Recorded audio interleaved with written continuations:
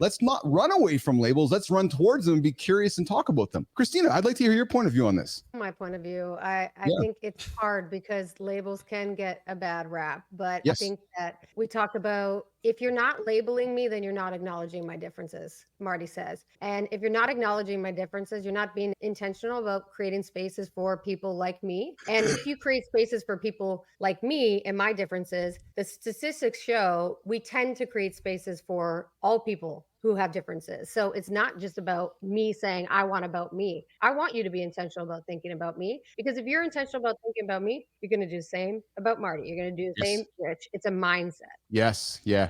Marty, comment for you, brother, before we keep moving on the show here. Yeah, definitely. I think labels get a bad rap because people don't know how to go about using them. People try to use a label to, I guess, shut down someone else's opinion if it's different, instead of having a conversation. We're in an age now where you can't have conversations. They just shut it down. I disagree with this. I think we should do this, X, Y, Z. And they'll label you in a negative way. But I think labels are great, and I think we should have more conversations. Yeah, it's like I said, it really enlightened me. Johnny?